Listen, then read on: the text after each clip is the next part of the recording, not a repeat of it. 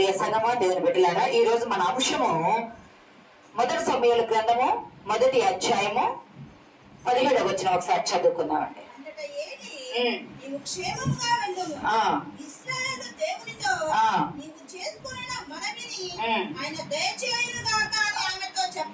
ప్రియ సంగమా, ఇక్కడ ఒక మాట ఉంది. అంతకంటే ముందు 11లో ఒక మాట ఉంది. సైన్యములకు అధిపతి యెహోవా నీ సేవకురాలైన నాకు కలిగి ఉన్న శ్రమను చూచి నీ సేవకురాలైన నన్ను మొదవక జ్ఞాపకం చేసుకొని అన్న ఇక్కడ ఒక ప్రార్థన మనం చాలా సార్లు చెప్పుకుంటాం. అన్న అంటే సండే స్కూల్లో చెప్తారు, పిల్లలు లేని వాళ్ళకి పిల్లలు కలగాలని ఆదరణ కొరకు చెప్తారు. అన్న అంటే భక్తి విశ్వాసానికి మాదిరిగా చూపిస్తారు. అన్ని రకాలుగా అన్న అని చెప్తారు. మనం కూడా చాలా సార్లు వాక్య ధ్యానం చేసుకుందాం. మరొక కొత్త కోణంలో ధ్యానం చేసుకుందాం. ఈ రోజు ఇక్కడ ఎల్కానా, అన్న భర్త పేరు ఎల్కానా. ఎల్కానా అంటే దేవుడు సంపాదించుకున్నాడు అర్థం. ఎల్కానా అనే మాటకి అర్థము దేవుడు సంపాదించుకున్నాడు అన్నది. ఇతడు ఎఫ్రాయిమీయుడు అని ఉంది అక్కడ. ఎఫ్రాయిమీయుడు అంటే ఎఫ్రాయిము గోత్రంలో పుట్టిన వాడని కాదు అర్థము. లేవీలకు 4 దిక్కుల్లో ఉన్నటువంటి 12 గోత్రాల వారికి లేవీలకు శ్వాసం అంటే స్థలం ఇవ్వబడింది ఇల్లు కట్టుకోవడానికి. ఎఫ్రాయిము మన్యంలో వచ్చింది వీళ్ళకు ఉండడానికి, ఇల్లు కట్టుకోవడానికి. అక్కడ ఉన్నటువంటి లేవీడు ఈ ఎల్కానా అనే అతను ఎవరయ్య అంటే లేవీడు. హన్న అంటే కృప లేదా అనుగ్రహము పొందని లేదా వేదనకరమైన స్థితి అని కూడా 2 మాటలు ఉన్నాయి. ప్రియ సంగమా, ఇక్కడ హన్నాను గమనిస్తే హన్న భర్త ఎల్కానా. ఎల్కానాకు 2 భార్యలు ఉన్నారు, హన్న పెనిన్న. హన్నకు పిల్లలు లేరు, పెనిన్నకు పిల్లలు ఉన్నారు. గమనించండి, ఎవరైనా ఏదైనా దుఃఖం కలిగి బాధ కలిగితే ఎక్కడికి వెళ్తారయ్య అంటే దేవుని సన్నిధానానికి వెళ్తారు. దేవుని సన్నిధానానికి వెళ్ళి దేవుని సన్నిధిలో ప్రార్థన చేస్తారు. ప్రభువా నా శ్రమను చూడయ్యా, నన్ను మరవద్దయ్యా, నన్ను జ్ఞాపకం చేసుకోవయ్యా, నా దుఃఖం తీర్చయ్యా, నా కన్నీటిని గుడ్డలో పట్టయ్యా, నన్ను విడువక నువ్వు నా తండ్రివయ్యా, ఈ లోకమంతా నన్ను విడిచిన నువ్వు విడవని ఎడబాయిని దేవుడవయ్యా, పరిశుద్ధాత్మ దేవ నాకు సహాయం తెచ్చయ్యా, నాకున్న అప్పులు తీర్చయ్యా, నాకున్న ఆరోగ్యం తీర్చయ్యా, నాకున్న బలహీనత పోగొట్టయ్యా, ప్రతిదీ ఆయనకి చెప్పుకొని ఆయన సన్నిధిలో మొరపెడుతూ ఉంటాం. కానీ హన్నా జీవితంలోకి వచ్చేటప్పటికి హన్నా జీవితంలో దేవుని సన్నిధానానికి వస్తే తనకు దుఃఖం ఎక్కువ అవుతుంది. జ్ఞాపకం పెట్టుకోవాలా. దేవుని సన్నిధానానికి రాకుండాంటే దుఃఖం కొద్దిగానే ఉంటుంది, కానీ దేవుని సన్నిధానానికి వచ్చే కొద్ది హన్నాకు దుఃఖం అవుతుంది. ఎందుకయ్యా అంటే సహజంగా యూదులు ఇజ్రాయేలీలు సంవత్సరానికి 3 మార్లు యెరూషలేము దేవాలయానికి వెళ్తారు. వీళ్ళు షిలోహుకు వెళ్ళారు. ఈ షిలోహు ఎక్కడున్నాయంటే యెరూషలేమునకు ఉత్తరాన 30 మైళ్ళ దూరంలో కేంద్రంగా సెంట్రల్ బేస్ గా ఉంది. ఇది షిలోహు అనే ప్రాంతం. అక్కడ దేవాలయం ఉంది. అక్కడ దేవాలయంలో ఏలి యాజకులుగా ఉన్నాడు. సంవత్సరానికి 3 మార్లు దేవాలయానికి వెళ్తారు. ఎల్కానా తన భార్యలిద్దరిని తీసుకొని దేవాలయానికి వెళ్తా ఉంటే బలి అర్పణ చేస్తారు. యూదయ సాంప్రదాయం ప్రకారం బలి అర్పణలో బలి చేసినప్పుడు ఆ బలిని తొలిచూలు సంతానానికి ఏం చేస్తాడంటే 2 పాలు ఇస్తారు. తొలిచూలు సంతానానికి 2 పాలు ఇస్తారు. మిగతా వాళ్ళకి ఒక్కొక్క భాగం ఇచ్చుకుంటా వస్తారు. హన్నాకు తన భర్త ఏం చేస్తున్నాడు, 2 పాళ్ళు ఒత్తు పంపిస్తున్నాడు. హన్నాకు పిల్లలు ఉన్నారా? పిల్లలు లేరు. కానీ పిల్లలున్న పెనిన్నాకు పిల్లలకు పక్కవంతిస్తా పిల్లలు లేని హన్నాకు 2 పాళ్ళు ఒత్తు ఎత్తి పంపిస్తా ఉంటే ఆ పలహారం గాని ఆ పదార్థం గాని ఏదైనా అక్కడ ఉన్నటువంటి బలి అర్పణ కానీ పంపిస్తా ఉంటే పెనిన్నాకు ఎంత అసూయ, ఎంత వ్యసనం కలిగిందంటే ఆమె గొడ్రాలు, ఆమెకు పిల్లలు లేరు, నేను పిల్లలు గలవాన్ని, నాకు పిల్లలు ఉన్నారు, కానీ నాకు ఒక్క మొత్తం ఇస్తున్నాడు నా భర్త, ఆమెకు 2 మొత్తం ఇస్తున్నాడని ఆ కోపము, అసూయ, వ్యసనము ఆమెను సూటిపోటి మాటలు అంటానికి కారణమైంది. నాకు పిల్లలు లేరని ఒక దిగులుంది, నా భర్తకున్న నాకు పిల్లలు ఉన్నారనే బాధ ఉంది, లోకములో గొడ్రాలిని అనే వేదన ఉన్నది, నేను ఎక్కడికి వెళ్ళాలన్నా ఏం చేయాలన్నా నన్ను ఏమంటారు అన్న వేదన ఆమె హృదయంలో చాలా ఉంది.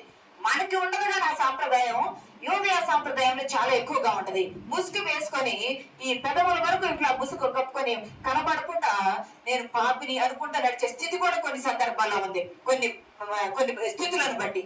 అటువంటి స్థితులు భర్త అంటాడు, అన్నా నువ్వు ఎందుకు దుఃఖపడుతున్నావు, 10 మంది కుమారుల కంటే నేను పెట్టుగానా అని ప్రేమతో భర్త అడిగిన భర్త మాట నాకు స్వీకరించలేకపోయింది. ఇక్కడ ఏలి ఒక మాట అంటాడు, ఈమె దేవాలయానికి వచ్చి దేవాలయంలో ఏడుస్తుంది, మొరపెడుతుంది. మొరపెడతా ఈ బలిపీఠం మీద కూర్చొని మొరపెడుతుంటే యాజకుడు వచ్చి అక్కడ కూర్చొని కనిపెడతా ఆమె పెదవులు మాత్రం కదులుతూ ఉన్నాయి, పట్ల ఆయన అనుకున్నాడు, ఈమె ద్రాక్షారసం కానీ మద్యంగా తీసుకుని మొత్తరాలైంది, మద్యం కానీ ద్రాక్షారసం కానీ తీసుకుని దేవాలయానికి వచ్చి ఇక్కడ ప్రార్థన చేయవచ్చా, ఇలా చేయవచ్చా, దేవుడు అంగీకరిస్తాడా అంటే ఎంతసేపు చూసినా పెదవులు వదులుతున్నాయి, మాట బయటికి రావట్లా. ఆయనకి కోపం వస్తుంది, ఈమె మొత్తరాలైందేమోనని. ఈమె ఎంతకి ప్రార్థన విడవక మూలుగుచ్చు ఉన్నది. ఆమె లేచిన తర్వాత అంటాడు, అమ్మా నువ్వు ఎంత ద్రాక్షారసం మద్యంగా తీసుకున్నావా, మత్తురాలుగా ఉన్నావా, నువ్వు ఇలా చెయ్యొచ్చంటే లేదయ్యా, నన్ను పనికి మాలిన దానిగా నువ్వు నన్ను ఎంచవద్దు, నీ ద్రాక్షరసమును మద్యమును కూడా నేను పానము చేయలేదు. అత్యంత కోప కారణమును బట్టి, నాలో ఉన్న వేదన బట్టి నా హృదయమును ఆత్మలో మూలుగుచు, నా మూలుగు దేవుని సన్నిధానంలో చెప్పుకుంటూ ఉన్నా. నా మూలుగు నీకు బాగా కష్టం కలిగినప్పుడు, బాగా కన్నీరు కలిగినప్పుడు ఎదుటి భవిష్యత్తుకు వెళ్ళి చెప్తే వారు వినొచ్చు, వినకపోవచ్చు, నీ బాధను తీసివేయకపోవచ్చు, కానీ వినే నీ తండ్రి ఎద్దుకు వచ్చి, వినే నీ దేవుని ఎద్దుకు వచ్చి నీవు సాగిలపడి సాష్టాంగపడి నువ్వు మోకరండి నీ కన్నీరు ఆయన పాదాలు తడిచేటట్టు, నా తండ్రి నా ప్రార్థనలు వింటున్నావు, నా శ్రమను నీవే తీసివేయగలవు. ఆమె ఏమంటుంది, నా శ్రమను చూచి నీ సేవకురాలైనా నా శ్రమను చూచి నన్ను, నా శ్రమను చూడయ్యని. మొట్టమొదటి ఈరోజు మన అంశం ఏమిటంటే, నీ దేవుడు ఎటువంటి దేవుడు అయ్యంటే నిన్ను జ్ఞాపకం చేసుకునే దేవుడు, నిన్ను హెచ్చించి ఆశీర్వదించే దేవుడు. ఈరోజు మన అంశము నిన్ను జ్ఞాపకం, నీ దేవుడు నిన్ను జ్ఞాపకం చేసుకుంటాడు, నీ దేవుడు నిన్ను హెచ్చించి ఆశీర్వదిస్తాడు. మన అంశం ఈరోజు అంశము.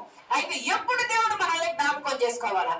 జ్ఞాపకం చేసుకుంటే దేవుడు అన్నాం కదా, ఎప్పుడు దేవుడు మనల్ని జ్ఞాపకం చేసుకోవాలా అంటే మనకున్న శ్రమలో, మనం పెట్టే మొరలో ఆయన మనల్ని జ్ఞాపకం చేసుకోవాలా. అన్నకు శ్రమ కలిగింది కదా, అన్నకు శ్రమ కలిగినప్పుడు ఆ శ్రమను బట్టి దేవాలయానికి వచ్చి మరిపెట్టింది. ఇంట్లో ఉంటే వేరువేరులో ఉండే వాళ్ళు ఇద్దరు అన్న పెరిగినా కానీ దేవాలయానికి వచ్చినప్పుడు ఒక్క చోటే కలిసి వస్తున్నారు కాబట్టి ఆ కలయిక వాళ్ళ దుఃఖానికి కారణము, కోపానికి కారణము, అసూయ కారణము, వ్యసనానికి కారణము.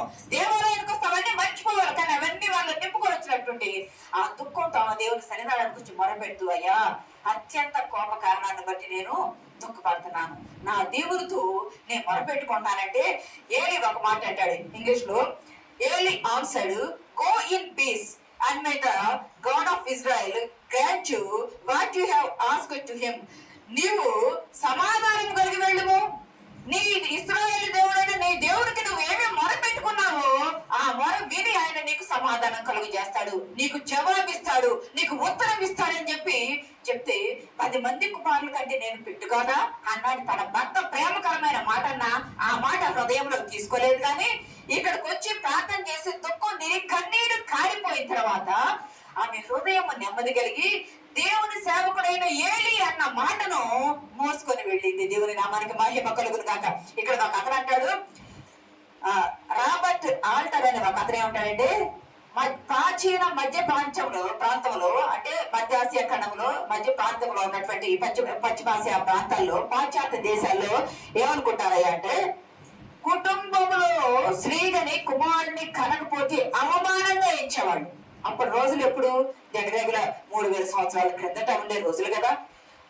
కుమారుడు లేకపోతే అవమానంగా ఇచ్చేవాడు. ఇప్పుడు పిల్లలు లేకపోయినా అడాప్ట్ చేసుకున్నాడు. ఇప్పుడు ఏ పిల్లలున్నా లేకపోయినా ఈ రోజుల్లో అంత ఫరాక్ అనేది లేదు. కానీ ఆ రోజుల్లో మగ పిల్లవాడు ఉండాలా, మగ పిల్లవాడు ఉంటేనే అది గొప్ప, స్త్రీకి గొప్పతనంగా భావించేవాడు. అటువంటి గొప్పతనంగా భావించే వాళ్ళకి చెప్పిన రాబర్ట్ ఆల్టర్ ఏమంటారంటే, తన భర్త 10 మంది కుమారుల కంటే నేను ఎక్కువ కాదా అన్న భర్త మాటలు ఆమె స్పందించలేదు. కానీ గో ఇన్ పీస్, నువ్వు సమాధానం కలిగి వెళ్ళు, ఇశ్రాయేలు దేవుడని యెహోవా నీ మొరాలకిచ్చి నిన్ను జ్ఞాపకం చేసుకుని నీకు సహాయం చేస్తాడు అని ఏలి మాటను స్పందించి ఆ మాట పట్టుకొని ధైర్యం నింపబడి వెళ్ళింది. మొట్టమొదట ఎప్పుడు దేవుడు నిన్ను జ్ఞాపకం చేసుకుంటాడు అంటే, నీకున్న శ్రమ ఏదో ఆ శ్రమను ప్రభు దగ్గర మొరపెట్టి అడగాల. ప్రభు సన్నిధానంలో నీ శ్రమలో నీవు మొరపెట్టి అడిగితే నీ శ్రమను చూచే దేవుడు, నీ దేవుడు ఎటువంటి దేవుడు అయ్యంటే, నీ శ్రమను చూచి నీ మొరను విని ఆ మొర తీర్చే దేవుడు. అన్న మొరపెడితే దేవుడు విడిచిపెట్టాడా? గురిగిలిగింది, గన్ షాట్ అంటారు చూసారా, బుల్లెట్ కాలిస్తే గన్ షాట్ గెలిపోయిందంటారా, అలాగా గన్ షాట్ గా గురిగలిగిన ప్రార్థన. మగ పిల్లోడే కావాలయ్యా, మగ పిల్లోడే పొందుకుంది. ఆ పిల్లోడిని నీకే ఇస్తానయ్యా, ఆ పిల్లోడిని దేవునికి ఇచ్చింది. దేవుని ప్రత్యక్షత అరుదుగా ఉన్న జనాల్లో దేవుని సేవకు ఆ కుమారుడిని సమర్పించిన ఆ కుమారుడు తర్వాత మళ్ళా 5 సంతానం అన్నకి దేవుడు ఇచ్చాడు. హన్నాను దేవుడు ఆమె శ్రమను చూచాడు కదా, ఆమెను జ్ఞాపకం చేసుకున్నాడు కదా, ఆమెను హెచ్చించాడు కదా, ఆమెను ఆశీర్వదించాడు కదా. హన్న సమూయేలు బైబిల్లో లిఖించబడ్డారు. సమూయేలు ప్రవక్తగా, నాయకునిగా, యాజకునిగా, సైన్యాధిపతి ఏమంటారు న్యాయాధిపతిగా ఉన్నాడు. కానీ పెనిన్నా కానీ ఆమె పిల్లలు కానీ ఎక్కడ ఉన్నట్టు ఉనికిలో లేరు. పెనిన్నా ఆమె పిల్లలు ఉన్నట్టు ఎక్కడ ఉనికిలో లేరు. శ్రమ కలిగి శ్రమలో మొరపెట్టిన వారి మొరవిని వారిని ఆశీర్వదించి హెచ్చించే దేవుడు అనడానికి అన్నాను హెచ్చించాడు. ఇదే రుజువుగా ఉంది. అంతేకాదు ప్రియ సంగమ దేవుని వెళ్ళారా, మనం యేసేపుని కూడా చాలా సార్లు చెప్పుకున్నాం, చూడవసరం లేదు. కానీ యేసేపు కూడా తాను శ్రమలోనే ఉన్నాడు, తాను గుట్టలోనే ఉన్నాడు, తాను పోతీఫర్ ఇంట్లో బానిసగానే ఉన్నాడు, తాను చెరసాల్లోనే ఉన్నాడు. అయినా శ్రమను చూచాడు దేవుడు, శ్రమను చూచాడు దేవుడు. యేసేపునకు తోడై ఉన్నాడు. దేవుడు మర్చిపోయాడు యేసేపును, మరువలేదు. నీ దేవుడు, నా దేవుడు మరువని దేవుడు, విడువని దేవుడు, ఎడబాయని దేవుడు, తోడుగా ఉండే దేవుడు, చెయ్యి పట్టుకుని నడిపించే దేవుడు మన దేవుడు. యేసేపునకు తోడైన అద్భుత క్రియలు యేసేపు జీవితంలో చేశాడు. 41వ కీర్తనలో ఒక మాట ఉంటుంది చూడండి, 41వ కీర్తన 17వ వచనంలో, నేను శ్రమల పాలైన దీనుడనైతిని, ప్రభువు నన్ను తలంచుకొనుచున్నాడు, నాకు సహాయము నీవే, నా రక్షణకర్తవు నీవే. ప్రియ సంగమా, ఇది యేసేపునకు నేను శ్రమల పాలై దీనుడనయ్యాను, నాకు సహాయము నీవే, నా రక్షణకర్తవు నీవే. గమనించండి, చెరలో ఉన్నప్పుడు ఇద్దరికి కలరభావం చెప్పాడు కదా, పక్షకాలని అతనికి పారనాయకునికి కలరభావం చెప్పాడు. మీరు బయటకు పోయినాక నన్ను జ్ఞాపకం చేసుకోవాలంటే వాళ్ళు జ్ఞాపకం చేసుకున్నారా? దేవుడు మలుపు కలిగి చేశాడు. గమనించండి, మనం ఎక్కడైనా వేరే దేశము, మనది కానీ వేరే దేశం వెళ్తే, ఇది అమెరికానో, కెనడానో, ఆస్ట్రేలియా, యూకేనో, ఇంకెక్కడ వేరే కంట్రీ వెళ్తే, అక్కడికి వెళ్ళినప్పుడు ఏదో ఒక రీతిగా పట్టబడి జైల్లోకి వెళ్తే నువ్వు బానిసగా వెళ్ళావు, అధికారిగాను హోదాలో వెళ్ళావు, బానిసగా వెళ్ళావు. బానిసగా వెళ్ళిన నువ్వు అక్కడ జైల్లో పట్టబడితే జైలు వస్త్రములు ధరించి నువ్వు బయటకు వచ్చినప్పుడు నిన్ను ఎవరైనా ఇంట్లో చేర్చుకుంటారా? ఇంట్లో చేర్చుకోరు. ఎవరైనా నీకు ఆహారం పెడతారా? ఆహారం పెట్టరు. ఎవరైనా నీకు ఆశ్రయం ఇచ్చి ఉద్యోగం ఇస్తారా? ఎవరు? నీకు ఆహారం ఉండదు, ఆశ్రయం ఉండదు, వస్త్రం ఉండదు, ఉద్యోగం ఉండదు, ఆదరణ నిరాదరణకు గురైపోతావు. యేసేపు చెరలో ఉన్నాడు. ఈ పారనాయకులు గారి రాజులకు వెళ్ళి చెప్పి జ్ఞాపకం చేసుకుని బయటికి వచ్చినట్లయితే చెరలో ఉన్నవాడు బయటికే విడుదలయ్యేవాడే గాని తల్లిదండ్రులు ఎక్కడ ఉంటారో యేసేపునకు తెలియదు. వాళ్ళు సంచార జీవితం జీవిస్తూ ఉంటారు, గొర్రెల దొరుకుని వెళ్తూ ఉంటారు. వచ్చినప్పుడు తనను పట్టుకొచ్చినప్పుడు ఎక్కడ ఉన్నారు, మళ్ళీ అక్కడికి దారి తెలుసుకొని వెళ్ళి అక్కడ ఉండేవాళ్ళు కాదు. అక్కడ తల్లిదండ్రులు ఉండరు, ఎవరు అతన్ని ఆదరించరు, ఆశ్రయము, వస్త్రము, నీడ, కూడు కూడా ఏది దొరకదు. ఖైదీగా ఉన్న అతన్ని, పైగా అబ్యూజింగ్ కేసు కింద ఉన్న అతన్ని ఎవరు కూడా ఇంట్లో చేర్చుకోవడానికి ఇష్టపడదు. అందుకే దేవుడు ఏం చేశాడు, మరుపు కలగ చేశాడు. ఎప్పుడంటే రాజులకు కల వచ్చి రాజు కలభావం తెలియాలన్నప్పుడు అప్పుడు జ్ఞాపకం చేసి బయటికి తెప్పిస్తే అప్పుడు హోదా కలిగి ప్రధానమంత్రి అయ్యాడు. శ్రమలో నేను శ్రమల పాలై దీనుడనైతిని, నా రక్షణకర్తవు నీవే, నా సహాయము నీవే ప్రభు అంటే పరాయి దేశంలో ప్రధానమంత్రిని చేసిన దేవుడు తన శ్రమను జ్ఞాపకం చేసుకోలేదా? అతన్ని హెచ్చించలేదా? ప్రియ సంగమా దేవుని పెట్టారా, మన దేవుడు ఎటువంటి దేవుడు అయ్యంటే, నువ్వు కన్నీరు విడిచి శ్రమలో ఉండి మొరపెడితే ఆ రోజు హన్నాని జ్ఞాపకం చేసుకున్నారు, ఆ రోజు యేసేపుని జ్ఞాపకం చేసుకున్నారు. నిన్ను కూడా జ్ఞాపకం చేసుకునే దేవుడు. ఆయన విడిచిపెట్టే దేవుడు మాత్రమే కాదు. గమనించండి, యేసుక్రీస్తు ప్రభు వారు పరలోకపు దేవుడు కదా, పరలోకం నుండి భూమి మీదకి వచ్చాడు కదా, 33.5 సంవత్సరాలు జీవించాడు కదా. సర్వలోకం ఆయనది అయితే ఐశ్వర్యవంతుడు, స్థితిమంతుడైన దేవుడు ఈ లోకానికి ఎట్లా వచ్చాడు? వడ్లవాణి కుమారుడిగా వచ్చాడు. ఆయన వడ్లవాడు కాదా, మన మధ్య నివసించిన వాడు కాదా అన్నారు. వడ్లవాణి కుమారుడిగా వచ్చాడు. ఆయన ధనవంతుడు, ఆయన ఐశ్వర్యవంతుడు. ఆయన ధనవంతుడు అయ్యుండి కూడా మనల్ని ధనవంతులుగా చేయడం కొరకు మన దారిద్ర్యం ఆయన తీసుకొని ఆయన దరిద్రుడయ్యి మనల్ని ఐశ్వర్యవంతులుగా చూస్తారా? ఒక మాట చూస్తారా? ఆ మాట 2వ కొరింథీ పత్రిక 8వ అధ్యాయం 9వ వచనం చూడండి. 2వ కొరింథీ పత్రిక 8వ అధ్యాయం 9వ వచనం. ఆయన కృపను మనం ఎరిగాం కదా. ఎటువంటి కృప అంటే ఆయన ధనవంతుడు అయ్యిండి. ఆయన దరిద్రం పొందుకుంటే ఆ దారిద్ర్యం వల్ల మనం ధనవంతులు కావాలని. ప్రియ సంగమా, మన దేవుడు ఎటువంటి దేవుడు అయ్యంటే, మన శ్రమలో మనల్ని మరువని దేవుడు, మన శ్రమలో మనల్ని మరువని దేవుడు. ఇది మొదటి అంశం. మీకు ఒక మాట చెప్తా. డిఎల్ మూడీ గారిని ఒక మంచి ప్రఖ్యాతి కలిగిన దైవజనుడు ఉన్నారు. ఆయన అసలు భక్తులు అంటారు, ఒక చేత్తో ఐరోపా ఖండాన్ని, ఒక చేత్తో అమెరికా ఖండాన్ని పట్టుకొని, అంటే అంతగా పరిచయం ఎక్కడికి ఇక్కడికి అది పరిచయం చేసినంత ప్రఖ్యాత ప్రఖ్యాతి గాంచిన డిఎల్ మోడీ గారు, ఆయన అంత చేసినప్పుడు ఫస్ట్ బాల్యంలో భలే దారిద్ర్యంలో ఉన్నాడు, భలే శ్రమలో బాధలు అనుభవించాడు. ఆయన దేవుని సన్నిధానానికి వెళ్ళి, అయ్యా నేను ఏదైనా సండే స్కూల్ నడిపిస్తానన్నా సండే స్కూల్ కూడా నడిపించలేని హీన స్థితిలో ఆయన ఉన్నాడు. ప్రియ సంగమా, అటువంటి ఆయన ప్రభు సన్నిధానంలో విశ్వాసం కలిగి ఎదగ్గా 2 ఖండాలను, ఐరోపా ఖండాన్ని అమెరికా ఖండాన్ని 2 చేతుల మీద, అంటే 2 చోట్లకు వెళ్ళి పరిచర్య చేసేంత స్థితిమంతుడుగా దేవుడు మార్చాడు.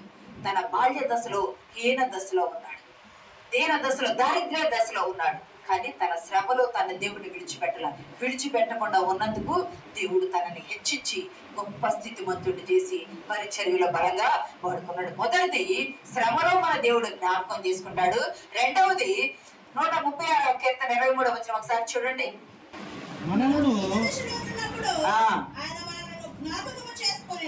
అదే ఇదే 10వ కీర్తన 12వ వచనంలో కూడా మాట ఉంటది. మనము దీన దశలో ఉన్నప్పుడు ఆయన మనల్ని జ్ఞాపకం చేసుకునే దేవుడు. 10, 12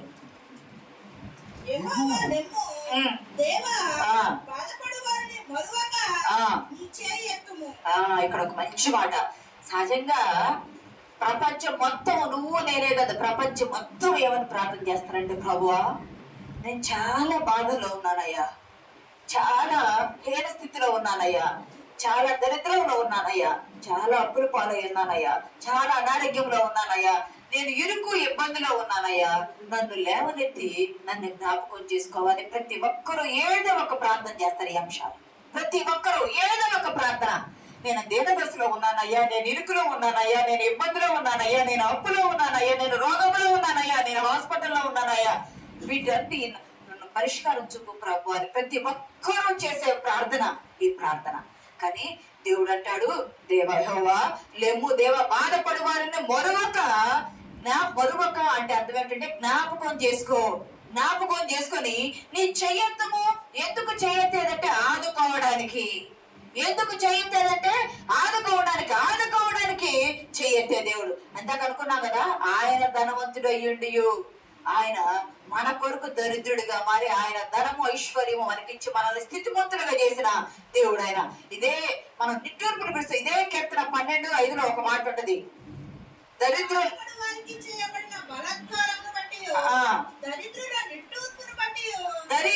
నిట్టూర్పును బట్టి నేను ఇప్పుడే లేచదను, రక్షణ కోరుకున్న వారికి నేను రక్షణ కలుగ చేసేది. దరిద్రుల నిట్టూర్పును బట్టి, నీకున్న స్థితిని బట్టి కోటాను కోట్లు ముఖేష్ అంబానీ లాంటి వాళ్ళు కూడా ఉంటాయి అప్పులు. ఎంత జియో నడిపించినా, ఎంత రిలయన్స్ నడిపించినా వాళ్ళకుంటే అప్పులు, వాళ్ళకుంటే స్థితి వాళ్ళకుంటుంది, మనకుండే బాధ మనకుంటుంది, మనకున్న అప్పులు సమస్యలు మనకుంటాయి. వాళ్ళకున్న స్థితులను బట్టి మొదలుపెడితే నిట్టూర్పులను బట్టి నేను ఇప్పుడే లేచదను. మనం పెట్టే నిట్టూర్పులు బట్టి ఇప్పుడే లేస్తానని దేవుడు. ప్రియ సంగమం, మనం ఎప్పుడు చెప్పుకుంటా ఉంటాం కదా, ఇశ్రాయేలీయులు మొట్టమొదటి యేసేపుకి వెళ్ళింది ఐగుప్తుకి. మొట్టమొదటి యేసేపే బానిసగా అమ్మబడి వెళ్ళాడు. తర్వాత 70 మందిగా వెళ్ళారు. ఆ 70 మంది లక్షల పైన, లక్షలు 20-30 లక్షల దాకా ప్రజలయ్యారు. 400 సంవత్సరాల కాలం పట్టింది. కానీ వాళ్ళు నిట్టూర్పు విడుస్తూ మూలుగుచు వాళ్ళ బాధపడుతూ శ్రమలో కష్టం కన్నీళ్ళలో ఉంటే దేవుడు వారు మనం విన్నాడా వినలేదా? విన్నారు. వారిని జ్ఞాపకం చేసుకోలేదా? వారి మొర విన్న దేవుడు, వారి మూలుగులు విన్న దేవుడు, వారి మొర, వారి శ్రమను చూసి అబ్రహామును, ఇస్సాకును, యాకోబును జ్ఞాపకం చేసుకున్నాడంట. ఎందుకు వాళ్ళని జ్ఞాపకం చేసుకున్నారంటే, అబ్రహాముకు దేవుడు మాట ఇచ్చాడు, ఇస్సాకు మాట ఇచ్చాడు, యాకోబునకు మాట ఇచ్చాడు, నేను మీకు తోడుగా ఉంటాను, నా నామం మీకు స్థిరపరచబడిందని మాట ఇచ్చాడు కదా. ఆ మాటను జ్ఞాపకం చేసుకుని, ఆ నిబంధన జ్ఞాపకం చేసుకుని ఇశ్రాయేల్ బైబిల్ గ్రంథంలో మొట్టమొదట విడుదల కార్యక్రమం ఎక్కడ ప్రారంభమైంది అంటే ఐగుప్తు దేశంలో నుండి. ఇన్ని లక్షల మందిని గద్దరెక్కల మీద మోసపెట్టాడు కదా. గద్దరెక్కల మీద పోయేటువంటి విమానాలు ఏ దేశం నుండి ఆ దేశానికి విమానాలు వెళ్ళిపోతాం మనం సహజంగా వెళ్తా ఉంటే. ఎందుకయ్యా అని అంటే, గద్దరెక్కల మీద మోసినట్టంటే ప్రభువు తన రెక్కల్లో వాళ్ళని తీసుకొచ్చి ఆ దేశం నుండి తీసుకొచ్చి ఈ దేశంలో తీసుకొచ్చి స్థిరపరిచి నాటాడు ప్రభువు. దేవుని నామానికి మహిమ కలుగునుగాక. అక్కడ శ్రమను, ఇశ్రాయేలు మూలుగు శ్రమను జ్ఞాపకం చేసుకుని వారిని మరొక జ్ఞాపకం చేసుకున్నాడు. అంటే దేవుడు శ్రమలో నిన్ను జ్ఞాపకం చేసుకుంటాడు. శ్రమలో నువ్వు బాధపడుతుంటే నిన్ను మరవకుండా ఉంటాడు. అబ్రహాము ఇస్సాకు యాకోబులకు ఇచ్చిన వాగ్దానాన్ని జ్ఞాపకం చేసుకుంటూ నీ సమస్య నుండి దేవుడు నిన్ను విడుదల కలుగజేస్తాడు. మొట్టమొదటి విడుదల బైబిల్లో ప్రారంభమైంది ఐగుప్తు దేశంలో నుండి. ప్రతి సమస్య నుండి మొదటి దినవృత్తాంతాల గ్రంథము 29:12 కూడా ఒక మాట ఉంది. చూసుకుని ముందు కొనసాగుదాము. ఐశ్వర్యమును గొప్పతనమును నీ వలన కలుగును. నీవు సమస్తమును ఏలువాడవు. బలమును పరాక్రమమును నీ దానములు. హెచ్చించువాడవును. అందరికీ బలమిచ్చువాడవు. ఆశీర్వదించే దేవుడు, ఐశ్వర్యం ఇచ్చే దేవుడు, హెచ్చించే దేవుడు, ఇంకా ఏమన్నాడు? బలమును పరాక్రమమును సమస్తము ఇచ్చే దేవుడు. మొదటి దినవృత్తాంతాలు 29:10 హెచ్చించువాడవయ్యా నీవు. అయ్యా నేను శ్రమలో ఉన్నాను, మరుగుగా జ్ఞాపకం చేసుకుని 113 చూడవలసిన లేదు కానీ సంతు లేని దాన్ని ఎల్లాలుగా కుమారుల సంతోషం గల తల్లిగా చేయను అన్నాడు కదా. అన్నాన్ని సంతు లేని దాన్ని ఎల్లాలుగా కుమారుల సంతోషం గల తల్లిగా చేసి హెచ్చించాడు దేవుడు. యేసేపు బానిసను హెచ్చించి ప్రధానమంత్రిని చేశాడు దేవుడు. మనల్ని కూడా మన స్థితిలో నుండి మనని మరువక జ్ఞాపకం చేసుకుని మనల్ని మన పిల్లలు కూడా హెచ్చించే దేవుడు. ఎందుకయ్యా అంటే ఆయన అబ్రహాము ఇస్సాకులు యాకోబుల్ని జ్ఞాపకం చేసుకుని నేను మిమ్మల్ని హెచ్చించి మీకు బలము పరాక్రమించి మీకు బలమిచ్చువాడని నేనే నిశ్చయముగా హెబ్రీ 6:14 అంటాడు కదా, నిశ్చయముగా మిమ్మల్ని నేను ఆశీర్వదింపజేస్తాను, నిశ్చయముగా మిమ్మల్ని విస్తరింపజేస్తాను. చూడండి, మన తోడు అని ప్రమాణం చేసి నిశ్చయంగా నేను ఆశీర్వదించను, నిశ్చయంగా నేను విస్తరింపజేస్తాను చెప్పి దేవుడు అన్నాడు. నువ్వు శ్రమలో కృంగి ఉన్నావా నా కుమారుడు కుమార్తె? నువ్వు బాధలో కృంగి ఉన్నావా? నువ్వు దుఃఖంలో మునిగిపోతున్నావా? శ్రమ గాని, దుఃఖం గాని, కన్నీరు గాని ఇవన్నీ కూడా కలగలిసి వచ్చినా ఎందుకు వచ్చినాయి అయ్యా అంటే నిన్ను ఆశీర్వదించడానికి. ఇవన్నీ ఎందుకు వచ్చినాయి అయ్యా అంటే నిన్ను హెచ్చించడానికి. ఇవి రాకపోతే పెనున్నాకు రాలా. ఆమె దేవుని సన్నిధానానికి వచ్చి మొరపెట్టలా. అన్నాకు వచ్చింది, మొరపెట్టింది, ఆమె బలం పొందుకుంది, పరాక్రమం పొందుకుంది, హెచ్చించబడింది, నిశ్చయముగా ఆశీర్వదించబడింది. ఆమె యేసేపు కూడా అలాగే ప్రభు సన్నిధానాన్ని విడిచిపెట్టక మొరపెట్టాడు, హెచ్చించబడ్డాడు. ఇవన్నీ కలిసి నీ దగ్గరికి ఎందుకు వస్తాయి అంటే ఈ శ్రమలు వచ్చినప్పుడే నువ్వు దేవుని దగ్గరికి వస్తావు. ఈ శ్రమలు వచ్చినప్పుడే నువ్వు దేవుని దగ్గరికి వస్తావు. ప్రియ సంగమా, ఒక భక్తుడు అంటాడు, దేవుడు ఏమి దేవుడు అండి? ఇశ్రాయేలు రోజు మన్నా ఏరుకుంటున్నారు కదా. రోజు మన్నా ఏరుకోవడం ఎందుకు? 1 సంవత్సర కాలం పాటు ఒక్కసారి ఇచ్చేస్తే ఏరుకునే పని ఉండదు కదా. రోజు ఏరుకోవడం ఎంత శ్రమ ఉంటుందంటే ఒక తండ్రి తన కుమారునికి ఖర్చులకి సంవత్సర కాలం అంతా వేసాడంటే ఒకసారి.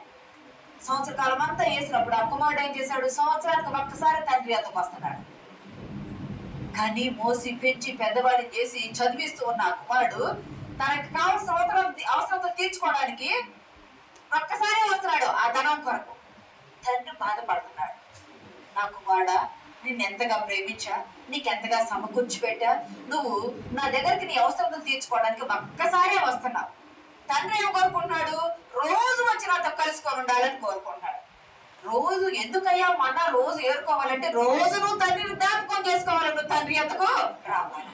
సంవత్సరానికి ఒక్కసారి వస్తే నువ్వు ఆయన మర్చిపోతావు. నువ్వు రోజు వచ్చి రోజు ఏరుకుంటా ఉంటే తండ్రి సహవాసంలోకి ఉంటావు. వారానికి ఒక్కసారి ఆదివారమే ప్రార్థనకు వస్తే ఒక్కరోజు వారానికి 4 రోజులే వస్తావు. రోజు మధ్యలో కలుస్తూ సహవాసంలో ఉంటే తండ్రి సహవాసంలో బలపరచబడతాం. నీకు శ్రమ, నీ కష్టం, నీ దుఃఖం, నీ కన్నీరు ఇవన్నీ ఎందుకయ్యా అంటే నిన్ను తండ్రి ఎద్దుకు నడిపించడానికి. నువ్వు తండ్రి ఎద్దుకు వచ్చి తండ్రి పాదాలు పట్టుకుని నువ్వు గోజాడితే నేను నిశ్చయంగా ఆశీర్వదిస్తా, నిశ్చయంగా నేను నిన్ను హెచ్చిస్తానని దేవుడు చెప్తున్నాడు. 3వ చూస్తున్నాను చూడండి, న్యాయాధిపతుల గ్రంథము 16:28 మొట్టమొదటి ఎప్పుడు దేవుడు మనల్ని జ్ఞాపకం చేసుకుంటున్నాడు అంటే మన శ్రమలో దేవుడు మనల్ని జ్ఞాపకం చేసుకుంటున్నాడు. రెండవది మనల్ని మరువక ఆయన జ్ఞాపకం చేసుకుంటున్నాడు. మూడవది ఆయన ఏం చేస్తున్నాడంటే శ్రమలో మొరపెట్టగా బలపరుస్తున్నాడు మనల్ని. దేవుని నామానికి మహిమ కలుగును గాక. నువ్వు శ్రమలో ఉన్నావు కదా అని నీ శ్రమను చూడకుండా ఉండలా. నువ్వు శ్రమలో ఉన్నావు కదా నిన్ను మర్చిపోలా. నువ్వు శ్రమలో ఉన్నావు కదా నిన్ను జ్ఞాపకం చేసుకోకుండా ఉండలా. నువ్వు శ్రమలో ఉన్నావు కదా నిన్ను విడిచిపెట్టి దూరంగా వెళ్ళిపోలా. నిన్ను బలపరచడానికి నీ ఎద్దుకు వచ్చాడు. ఇక న్యాయాధిపతుల గ్రంథం 16:28 మాట చూద్దాం చూడండి. సంసోను, యెహోవా ప్రభువా దయచేసి నన్ను జ్ఞాపకం చేసుకునుము. దేవా దయచేసి ఈసారి మాత్రమే నన్ను బలపరచుము. ఇక్కడ ప్రియ సంగమా, పోయిన వారమే మనం చెప్పుకున్న సంసోను గురించి. సంసోను అంటే ఏమిటన్నీ చెప్పుకున్నాము. సంసోను బలాఢ్యుడు, ప్రకాశించేవాడు, వెలుగైన వాడు. అంతటి సంసోను అప్పుడప్పుడు ఆత్మ వచ్చేది అనుకున్నాం.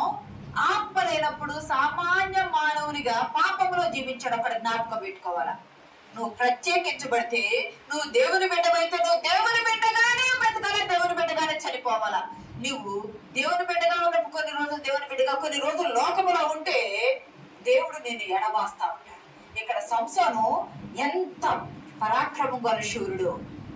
ఒకరోజు ఒక పిల్లని చూసి ఈ గాజాన పట్టణానికి వెళ్ళేటప్పుడు ఈ ద్రాక్ష తోటల దగ్గర సింహం వస్తే బేట పిల్లని చీల్చినట్టు కొదమ సింహాన్ని ఒట్టి చేతులతో ఏమీ లేకుండా చేతులతో చీల్చేశాడు. కానీ నాజీరు చేయబడ్డవాడు ప్రతిష్ఠితుడు కదా దేవునికి. కానీ ఆ ప్రతిష్టతలో నిలవబడ్డ సహజంగా వాడు కళేబరాలు గాని శవాలు గాని ఏది ముట్టుకోరు ప్రతిష్ఠించబడ్డవారు. అట్లాంటి సంసోను తను చంపిన సింహంలో తేనె పట్టు పెడితే ఆ తేనె తీసుకొని తింటాడు. ఆ తేనె తీసుకొని తింటాడు. ఒక కళేబర శవం కదది, శవంలో వచ్చింది ముట్టకూడదు కదా, దానిలో వచ్చి తింటే తినకూడదు కదా, అది తిన్నాడు. అది దేవుని దృష్టిలో అది చేయకూడదు. శుద్ధీకరించబడింది, ప్రతిష్ఠితుడు అలా చేయకూడదు. అంతేకాదు ఒక అన్యరాలు వివాహం చేసుకుంటాడు. 300 లక్కలు పట్టుకొని అక్కడ వాళ్ళ పంటలను పాడు చేస్తాడు. అంతేకాదు ఇంకొక చోటికి వెళ్ళినప్పుడు గాజాలోనే ఒక ప్రాంతంలో ఒక వేశ్యకు వెళ్తాడు. అది కాని పని, చేయకూడని పని. అక్కడికి వెళ్తాడు. ఈయన వచ్చాడని తెలిసి ఆ ప్రాకారాల దగ్గర ఈ ఫిలిస్తీన్ సర్దార్లు కాపలా కాస్తే అర్ధరాత్రి సమయంలో ఏం చేస్తాడు తెలుసా? ప్రాకారపు దర్వాజాలు ఉంటాయి కదా, ద్వారాలు, ద్వారము వాటికున్న తలుపులు, వాటికున్న అడ్డ గడియలు కూడా మొత్తాన్ని లేపి ఓడబెట్టుకున్న భుజం మీద పెట్టుకుని వెళ్ళిపోతాడు. తలుపులు అంటే చిన్న చిన్న తలుపులు కాదు. ఈ చిన్న తలుపులు మోయడానికే మనం మోయలేం కదా, 2-3 కలిసి పడతాం కదా. ఒక దేశపు గాజా పట్టణపు ప్రాకారానికి పెట్టబడిన ఆ దర్వాజాలు బరువైనవి, బలమైనవి, అడ్డగడియలు బరువైనవి, బలమైనవి. వాటిని మొత్తం పీకేసి భుజం మీద పెట్టుకుని వెళ్ళిపోయేంత బలము కలిగిన వాడు. ఒక్క పచ్చి దవడ ఎముక, గాడి దవడ ఎముక, పచ్చిదైనా ఎండిదైనా ఏదైనా అది శవం చనిపోయిన దాని వచ్చేది కాబట్టి అది అశుద్ధమే, దాన్ని ముట్టుకోకూడదు. దాన్ని కూడా ముట్టుకొని అక్కడ యుద్ధం చేశాడు. 1000 మందిని చంపాడు. అంత అంటే ఒక ఎముకతో 1000 మందిని చంపాడు. ఎంత బలాఢ్యుడు. కానీ అతను మళ్ళా తెలియలేని ఒక వేశ్యకు పోయినప్పుడు, పురుషుడా నీ బలము పరశ్రేలకి ఎక్కువ. వేశ్యకు పోయి ఆమెతో ఉన్నప్పుడు ఆమె విసిగించగా చివరికి నా తల వెంట్రుకల్లో బలం ఉందని చెప్పేశాడు. నీ తల వెంట్రుకల్లో బలం లేదు, నీవు దేవునికి నాజీరు చేయబడ్డావు కాబట్టి నాజీరు వ్రతములో బలం ఉన్నది. తల వెంట్రుకలంతా కొరిగించేశారు. అతనిలో నుండి బలం వెళ్ళిపోయింది. అంటే వ్రతము పోయింది అతనిలో నుండి, నిబంధన పోయింది అతనిలో నుండి, దేవునితో ప్రతిష్టత పోయింది అతనిలో నుండి. సర్దార్లు వచ్చారు, పట్టుకుపోయారు. గమనించండి, మనిషికి బలం ఏమిటయ్యా అంటే కన్నులు లేకపోతే తడువు నాటమే కదా, కనిపించదు కదా. అంతటి పరాక్రమంతుడైన శూరుడు, ఒక మాట చెప్పాలంటే శూరుడైన సంసోను, అతను అన్ని కూడా ఏదైనా కడితే జనపనార కట్టబడి తెంపేస్తాడని అనుకున్నాం కదా. అన్ని చేసిన జనపనారంటే జనపనారతో నిరవంజి చువలతో కట్టి, నిరవంజి చువలతో అంటే జంతు చర్మాలతో జంతు నరాలతో చేసే తాళ్ళని చాలా బలంగా ఉంటాయి. అటువంటి వాటిని కూడా ఎట్టు అనుకోగా తెగిపోయేటువంటి బలము కలిగిన వాడు. ఎప్పట్లాగా సంసోను ఫిలిస్తీన్ సర్దార్లు వస్తున్నారు, లేడంగా ఎగిరించుకొని లేకపోయాడు, బలం పోయింది. ప్రియ సంగమా, తల తీసినందుకు బలం పోలేదు, దేవుడు ఎడబాసాడు కాబట్టి అతనిలో నుండి బలం పోయింది, అతనిలో నుండి ఆత్మ పోయింది. నీ పాపము నిన్ను పట్టించింది, నీలో నుండి బలము వెళ్ళిపోయింది. సంగమా, దేవుని పెట్టారు. ఇక్కడ గమనించినట్లయితే నువ్వు పాపము ఎప్పుడు నీ యొద్దకు వస్తుందో, పాపము నీ యొద్దకు వస్తే దేవుడు నీకు దూరం అయిపోతాడు. దేవుడు నీకు దూరం అయిపోయి అంటే నువ్వు బలహీనమైపోతావు. అది స్త్రీ అయినా పురుషుడైనా బలహీనమైపోతావు. దేవుడి ఆత్మనిలో ఉండదు, దేవుడి శక్తి నువ్వు పొందుకోలేవు. సంసోను అంతటి బలాఢ్యుడైన, అసలు అది చదివితే హృదయం కరిగినట్టు అనిపిస్తుంది. అంతటి బలాఢ్యుడు. అతన్ని పట్టుకున్నారు, అతని తలవరెడ్డి గారిని గుండు చేసేశారు, అతని కళ్ళు పీకేసి తిరగలు విసిరించాడంట. అతను బలవంతుడు కదా, ఆ బలమును ఏం ఉపయోగించాడంటే తిరగల గింజలు విసరడానికి ఉపయోగించాడు అతని బలమును. శూరుడు. ఒకరోజు దాగోను పండగ చేస్తున్నారు.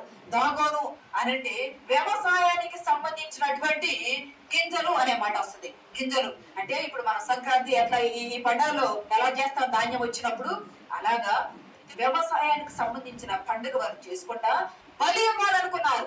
బలి ఇవ్వాలనుకున్న సమయంలో మన దేవత, వాళ్ళు అనుకుంటారు మన దేవత మన శత్రువును మనకు పట్టించింది, మన దేవత మన శత్రువును మనకు పట్టించింది, మనం వెళ్దామండి, అతన్ని తిరగల విసిరే వారి దగ్గర తీసుకురండి, జవనుడిని తీసుకురండి, అతనితో కాలక్షేపం సరదా చేసుకున్నాము. శూరుడు, బలాఢ్యుడు, దేవుని ఆత్మ కలిగిన వాడు, దేవునికి రాజీవ చేయబడి ప్రతిష్ఠితుడు, నీవు పాపములోకి వెళ్ళి పాపంలో ప్రవేశించగానే నీలో ఉన్న పాపము నిన్ను పట్టుకుని నిన్నేం చేస్తుంది, మరణానికి అప్పగించబోతుంది. అప్పుడు తిరగలు విసురుతూ ఉంటే అక్కడ దాగోను అనే గుడికి తీసుకొచ్చి 2 స్తంభాల మధ్య సంఖ్యలతో కట్టి వేయగా 3000 మంది పైన ప్రజలు వచ్చున్నారంటే ఆ దాగోను గుడిలో. ప్రియ సంగమా, దేవుని బిడ్డారా, కొంతమంది అంటారు అది దాగోను ఎట్లా ఉంటుంది అంటే తల ఉంటది, కాళ్ళు చేతులు మండెము ఉంటది, కింద నుండి చేప ఆకారము ఉంటది. ప్రియ సంగమా, అటువంటి దాగోను గుడిలో స్తంభాలకు కట్టి వేస్తే శూరుడైన సంసోను వాళ్ళు పరిహాసం చేస్తామన్నారు. నువ్వు అంతమందిని చెప్పావు, ఎంతమందిని చెప్పావు, నక్కలు పట్టుకొని చేస్తావు, ఇప్పుడు ఏం చేస్తావు, ఏమయ్యాడు నీ దేవుడని సంసోనుని పరిహాసం చేయడం కాదు, అక్కడ సంసోను ఎరిగి ఉన్న దేవుడిని పరిహాసం చేస్తున్నారు అక్కడ. ప్రియ సంగమా, నిన్ను బట్టి దేవుని నామం అవమానపరచకూడదు, నిన్ను బట్టి నీ అన్యజనుల మధ్య దేవుని నామం అవమానపరచకూడదు, దేవుని నామానికి ఘనత కలుగునట్లుగా మనం జీవించాలా. సంసోను దేవుని నామానికి ఘనత పోయేటట్టు జీవించాడు. ఆత్మ వచ్చింది, ప్రతిష్ఠితుడు, నాజీరు చేయబడ్డవాడు, అవన్నీ విడిచిపెట్టాడు. అప్పుడు అనుకుంటున్నాడు దేవుడు, అప్పుడు మరపట్టి చదవడం 28 ఒకసారి, యెహోవా ప్రభువా దయచేసి నన్ను జ్ఞాపకం చేసుకొనుము, దేవా దయచేసి ఈసారి మాత్రమే నన్ను బలపరచుము అంటే అప్పటిదాకా దేవుడు బలపరచాడని జ్ఞాపకం పెట్టుకున్నాడు, అప్పటిదాకా దేవుడు తోడున్నాడని జ్ఞాపకం పెట్టుకున్నాడు. కానీ దానికి అర్థమైపోయింది, నా కన్నులు ఊడబీకేశారు, నేను ప్రజలను చూడలేను, ప్రజలను చూస్తే తన బలం కన్నుల్లో ఉంటది, ప్రజలను చూస్తే వాడిని ఏమైనా చేయగలడు. ఒట్టి చేత సింహాన్ని చంపిన వాడు 300 లక్కలు పట్టుకొని వాడి పంటల్లో పాడు చేసిన వాడు వాళ్ళు తప్పడం పెద్ద కష్టమో కాదు. కానీ చూడకుండా బలము తీసేసినట్టు కన్నులు ఊడబీకేశారు, కన్నులు తీసేశారు. అందుకనే సంఖ్యలతో కట్టబడి ఆ పక్కనున్న అధికారులతో అంటాడు, స్తంభాలకు ఆనుకొని అధికారులతో అంటాడు, ఎంతమంది ఉంటారు, నేను ఆనుకుంటాను స్తంభానికి అని ఆనుకొని, ఒక్కసారి దేవా ప్రభువా యెహోవా ఈ ఒక్కసారి నన్ను జ్ఞాపకం చేసుకోయ్యా, మీరు నా కన్నులు ఊడబీకారయ్యా, నాకు బలం లేకుండా చేశారయ్యా అంటే పశ్చాత్తాపడి ఉండొచ్చు, తను చేసిన పాపానికి పశ్చాత్తాపడి ఉండొచ్చు. కన్నులు ఊరబికారు, నన్ను ఎంత మందిలో అవమానపరుస్తున్నారు, నన్ను బట్టి నీ నామం అవమానపరచబడుతుంది. వద్దు ప్రభువా, నేను తన పాపాన్ని ఒప్పుకొని పశ్చాత్తాపడి ఉండొచ్చు, ఈ ఒక్కసారి నన్ను జ్ఞాపకం చేసుకోయాలి. జ్ఞాపకం చేసుకుంటాం. ప్రియ సంగమా, దేవుని బిడ్డలారా, తన తల వెంట్రుకలు తిరిగి మొలుస్తున్నాయి అని అక్కడ ఇవ్వబడింది వాక్యంలో. అంటే పెరుగుతున్నాయి అంటే అర్థం ఏమిటాయి అంటే మళ్ళీ నువ్వు ప్రతిష్ఠితుడుగా కాబడుతున్నావు. తల వెంట్రుకలు మొలిచినందువల్ల, పెరుగుతున్నందువల్ల బలం రావట్లా, అవి పెరిగితే నువ్వు దేవునికి ప్రతిష్ఠితుడు అవుతావు. ఎందుకంటే నువ్వు వాళ్ళకి సిద్ధపాటు నిబంధన చేసావు కాబట్టి పెరుగుతుంది. ఒక్కసారి ఆ స్తంభాలు, ఆ గుడి అంతా ఆ స్తంభాల మీద ఆధారపడి ఉంటే ఆ స్తంభాలను దేవుణ్ణి జ్ఞాపకం చేసుకునే స్తంభాలను లాగా స్తంభాలు కూలిపోయి గుడిపైన ఎక్కిన 3000 మంది బ్రతికి ఉన్నప్పుడు చంపిన దానికంటే తాను చనిపోయే ముందు చంపిన వారే ఎక్కువ. 3000 మంది చనిపోయారట. ప్రియ సంగమా, నీవు ఏ స్థితిలో ఉన్నా ఆ స్థితిలో దేవుడు నిన్ను విడిచిపెట్టడు. నువ్వు ఏ స్థితిలో ఉన్నా, పౌలును సముద్రంలో ఉంటే విడిచిపెట్టలేదు కదా. మరణపంచు ఉన్నటువంటి సంసోను మొరపెడితే విడిచిపెట్టలేదుగా. చివరికి సంసోనుకి బలమిచ్చి, అంటే శ్రమలో ఉన్నప్పుడు మొరపెడితే శ్రమను చూచే దేవుడు, శ్రమలో ఉన్నప్పుడు మొరపెడితే మరువక జ్ఞాపకం చేసుకునే దేవుడు, శ్రమలో ఉన్నప్పుడు మొరపెడితే శ్రమలో బలపరిచే దేవుడు. సంసోను బలపరచగా సంసోను అక్కడ శత్రువుల మీద యుద్ధం చేశాడు. కన్నులు లేకపోయినా తనకున్న బలాన్ని బట్టి ఆ దేవాలయాన్ని పడగొట్టగా 3000 మంది చనిపోయారు. నువ్వు ఏ స్థితిలో ఉన్నా, ఏ పరిస్థితిలో ఉన్నా ఆయనకు నువ్వు మొరపెడితే ఆయన నీ మొర వినే దేవుడు. కానీ 65 కీర్తనలో మాట్లాడదు కదా 2లో, ప్రార్థన ఆలకించువాడా సర్వ శరీరంలో చల్లడం ఒక మాట,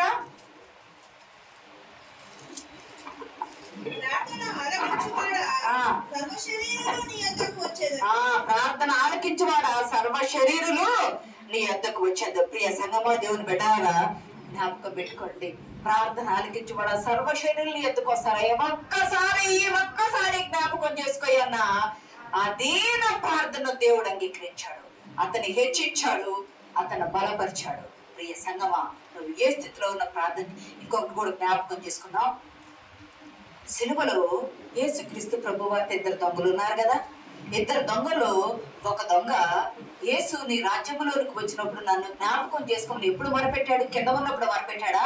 లేదు, సిలువలో దిగి రావటానికి వీలు లేని సిచ్యువేషన్ లో మొరపెట్టాడు. ఆ స్థితిలో మొరపెట్టగా నేడే నీవు నాతో కూడా పరదేశంలో ఉందన్నాడు కదా. నీ శ్రమలో నీవు మొరపెడితే నిన్ను బలపరిచి నీకు విమోచన ఇచ్చే దేవుడు నీది. విమోచన ఇచ్చే దేవుడు 23 కీర్తన 42 ఉంటది. ఆ మొరవిని నేడే నీవు నాతో కూడా పరదేశంలో ఉందని చెప్పాడు. ప్రియ సంగమా దేవుని బిడ్డలారా, ఇదే ఇందాక మనం చదువుకున్న రెస్పాన్స్ రీడింగ్ 115 కీర్తన 12 ఒక మాట ఉంటది కదా. 12 ఒక మాట, ఆయన మమ్మల్ని ఆశీర్వదించు. యెహోవా మమ్మను మరచిపోలేదు, యెహోవా మమ్మను ఆశీర్వదించును. ఆయన పిల్లల్నేమి పెద్దల్నేమి యెహోవా యందు భయభక్తులుగా వారిని ఆయన ఆశీర్వదించును. ప్రియ సంగమా దేవుని బిడ్డలారా, నువ్వు శ్రమలోనైనా ఏ స్థితిలో ఉన్నా మొరపెడితే ఆయన మమ్మను మరచిపోలేదు. మన దేవుడు మరచిపోని దేవుడు, మనకు సహాయం చేసే దేవుడు, మనల్ని జ్ఞాపకం చేసుకునే దేవుడు, మనల్ని బలపరిచే దేవుడు. చివరికి మనల్ని ఏం చేస్తున్నాడు? ఆయన ఆశీర్వదించే, చివరిది ఆశీర్వదించే దేవుడు. హగ్గయి 2:19 కూడా ఉంటది కదా. ఆయన ఇది మొదలుకొని నేను మిమ్మల్ని ఆశీర్వదించెదను. దేవుని యొక్క ఈ లోకంలో ఆశీర్వాదం తాత్కాలికమే, ఈ లోకంలో సహాయము తాత్కాలికమే, ఈ లోకంలో అవసరం తీర్చడం తాత్కాలికమే. కానీ దేవుడు ఆశీర్వదిస్తే దాచుకోవడానికి చోటు లేనంత ఆశీర్వాదాలు దేవుడు మనకిస్తాడు. ఆయన హెచ్చించే దేవుడు. మొట్టమొదట నీ శ్రమలో నిన్ను జ్ఞాపకం చేసుకునే దేవుడు. నువ్వు శ్రమలో మొరపెడితే నీ మొర వినకుండా ఉండే దేవుడు కాదు, మొరవక జ్ఞాపకం చేసుకునే దేవుడు. నీవు మొరపెడితే నీ శ్రమలో మొరపెడితే నిన్ను మొరను విని నిన్ను బలపరిచే దేవుడు. అంతేకాదు ఆ సమస్య నుండి విడిపించి నీకు పరిష్కార మార్గం చూపించి నిన్ను హెచ్చించడం అంటే ఏ దేన స్థితిలో ఉన్నావో ఆ దేన స్థితి నుండి నిన్ను హెచ్చించి నిన్ను ఆశీర్వదించే దేవుడు. ఇది మొదలుకొని నేను మిమ్మల్ని ఆశీర్వదిస్తాను. ప్రియ సంగమా దేవుని బిడ్డలారా, ఆయన ఆశీర్వదించే దేవుడు. శాశ్వతమైన ఆశీర్వాదాలు. ఒక్కసారి మనకు ఆశీర్వాదం రావటం మొదలు పెట్టిందంటే వస్తానే ఉంటుంది కానీ పోదు.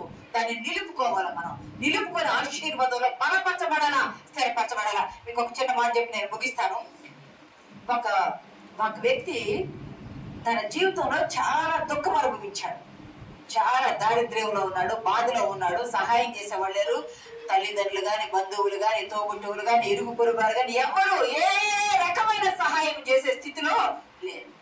అంతేకాక ఆయన కారు నడుపుతుంటే కారు యాక్సిడెంట్ కాలు పోయింది. కాలు పెట్టి చిన్నగా వేరే కాలు పెట్టించుకొని చిన్నగా నడుస్తానే ఉన్నాడు. నా స్థితి ఏమిటి, ఎట్లా అయిపోయింది? నాకు సహాయం చేసేవాళ్ళు లేరు, నేను అప్పుల్లో ఉన్నాను, నాకు పని చేసుకోవడానికి కూడా నాకు శక్తి లేదు, నాకు కాలు పోయింది కారు యాక్సిడెంట్ లో, నేను ఎలా బ్రతకాలా, నా కుటుంబాన్ని ఎలా పోషించాలా, నా స్థితి ఏమిటి అని తాను చూసుకుంటే అంగవైకల్యము, అప్పులు, బాధలే కనిపిస్తాయి. అంగవైకల్యం అంటే లోపం కనిపిస్తుంది. ఒకరోజు ఇట్లాగే నడుచుకుంటా ఒక అడవిలాగా అంటే ఒక అరణ్యంలాగా దూరంగా ఊరికి దూరంగా వెళితే చెట్టు ఎండగా ఉంది. ఒక చెట్టు నెడకి పోయి కూర్చుంది అనుకుంటే ఆ చెట్టు ఎట్లా ఉంది అంటే కొమ్మలన్నీ నరికేసి ఒక మొద్దులో ఉండిపోయింది. ఆ చెట్టుకు నీడా లేదు. ఆ చెట్టు దగ్గరికి వెళ్ళి ఆయన అనుకున్నాడంట, ఆ సహోదరుడు అనుకున్నాడంట, నీ చెట్టు కొమ్మలన్నీ నరికేశారు, నీ నీడ ఉందామంటే నీ చెట్టుకు ఆకులే లేవు, ఫలం తిన్నామంటే ఆకులు లేవు, ఏదేది ఫలము లేదు, ఒట్టి మొద్దువనే ఉన్నావు. నేను ఎలా ఉన్నాను తెలుసా? అప్పుల్లో ఉన్నాను, కాలు తీసేసి కుంటివారిగా ఉన్నాను. నీవు నాకులాగే ఉన్నావు, నేను నీకులాగే ఉన్నావు. అంటే ఏమి ఉపయోగము, ఎవరికి ప్రయోజనకరముగా లేని వారిగా మనం ఉన్నాము. మనం ఎవరికి ఉపయోగపడాలి, ఎవరికి ప్రయోజనం లేకుండా ఉన్నాము. మన ఇద్దరు స్నేహం చేసుకుందామని చెట్టుతో తాను ఎవరు మాట్లాడేవాళ్ళు లేక తాను చెట్టుతో మాట్లాడుకుంటున్నాడంట. కొద్దిసేపు మాట్లాడుకొని అక్కడ గడిపి ప్రభువా నీవే నన్ను జ్ఞాపకం చేసుకోయా, దేవుని బిడ్డ నీవే నన్ను జ్ఞాపకం చేసుకోయా అని తిరిగి వెళ్ళాడంట. కొన్ని మాసాలు, ఒక 6 మాసాలు 7 మాసాలు గడిచినాయట. 6 మాసాలు 7 మాసాలు గడిచేటప్పటికి ప్రియ సంగమా దేవుని బిడ్డలారా, ఆయన మళ్ళీ అదే దారిని వస్తూ, అరే నేను ఒక చెట్టుతో స్నేహం చేశాను కదా, చెట్టు దగ్గరికి వెళ్ళి కూర్చున్నప్పుడు ఆ చెట్టును చూస్తారంట నిండు ఆకులు కలిగి మంచి ఫలములతో పక్షులు తాను తన పిల్లలు వచ్చి పక్షి పిల్లలు వచ్చి వాటి మీద ఉన్న ఆ ఫలాలను తింటూ ఉన్నాయంట. ఆయన వచ్చి చూసేటప్పటికి, అరే నేను 6-7 నెలల క్రితం చూస్తే మొద్దు ఎండిపోయిన చెట్టు, ఆకులు లేవు ఏమి లేవు, ఒట్టి చెట్టు పనికిరాదు అనుకున్నాను, నాతో దాన్ని పోల్చుకున్నాను, నేను దాన్ని సమానం అనుకున్నాను. ఈ రోజు ఆ చెట్టు చూస్తే నిండు ఆకులతో ఉండి మంచి ఫలములతో ఉండి ఇతరులకు అంటే పక్షులకు నీడగా ఉండి ఆహారం ఇస్తూ ప్రయోజనకరంగా ఉంది. మరి నేను ఇలాగ ఒట్టిగానే ఉన్నాను కదా, బలహీన పడతా ఉన్నాను కదా, నేను ఇలా ఉండకూడదు. ఈ చెట్టు ద్వారా దేవుడు నాతో మాట్లాడుతున్నాడు. దాని మొద్దు నుండి నేను చిగురు పుట్టించి ఫలములు ఇచ్చాను కదా, నువ్వు కూడా ఉపయోగకరంగా ఉంటా నీకు అని దేవుడు మాట్లాడినట్టు అయిపోయింది. వెళ్ళి చెఫ్ కుక్గా ఒక చోట ఒక రెస్టారెంట్ లో కుక్ గా జాయిన్ అయ్యి అక్కడ వంట చేస్తూ దేవునితో మాట్లాడుకోవడం అలవాటు చేసుకున్నాడంట. దేవునితో మాట్లాడుకోవడం అలవాటు చేసుకుని, దేవా నువ్వు నాతో మాట్లాడయ్యా, ఒక చెట్టు ద్వారా నాకు నీతిని బోధించావు, నేను చెట్టు వంటి వాడు అనుకున్నా, కాదు ప్రభువా కాదు, నువ్వు నన్ను నీ పోలిక నీ స్వరూపం చేశావు, నాకు కాలు లేదు చేతుకు చేతునిచ్చావు, మాట్లాడుకో నోటినిచ్చావు, నేను నా గణపరుస్తానని గణపరుస్తూ అక్కడ దేవునితో బలంగా దేవునితో సంబంధం పెట్టుకుని ఆయన మంచి ఇతరులకు సువార్త ప్రకటించే అతను ఏమైపోయాడంటే సెయింట్ లారెన్స్ అయ్యాడు. సువార్తను ప్రకటించేవాడు, ఇతరులకు ఆహారం అందించి తన జీవనోపాధిని పెంపొందించుకున్నవాడుగా ఉన్నాడు. ఆయన శ్రమలో మొరపెట్టాడు, సహాయం పొందుకున్నాడు. అన్న శ్రమలో మొరపెట్టింది, శ్రమను చూచాడు, మరొక జ్ఞాపకం చేసుకున్నాడు. ఆయన గొడ్రాల తరాన్ని తీసేసాడు, బిడ్డల నుంచి వెచ్చించాడు. యేసేపుని జ్ఞాపకం చేసుకున్నాడు, సంసోను బలపరిచాడు, సులుగులో దొంగను బలపరిచాడు. ఈ రోజు సహోదరి నువ్వు ఏ స్థితిలో ఉన్నా ఆ స్థితిలో దేవుడు ఎదుగురా. నువ్వు ఈ స్థితిలో ఉన్నావే, నిన్ను తోసివేయడు దేవుడు. నీ స్థితిని బట్టి దేవుడు నిన్ను జ్ఞాపకం చేసుకుంటాడు. నీ పరిస్థితిని మార్చి నిన్ను నిశ్చయముగా ఆశీర్వదిస్తాడు, నిశ్చయముగా హెచ్చిస్తాడు, నిశ్చయముగా జ్ఞాపకం చేసుకుంటాడు. ఇది మొదలుకొని ఆశీర్వాదం నీదే అని చెప్పాడు. అట్టి ఆశీర్వాదాలు మనం పొందుకొట్టుకు పరిశుద్ధాత్మ దేవుడు మనకు సహాయం దయచేయను కాక. ఆమేన్.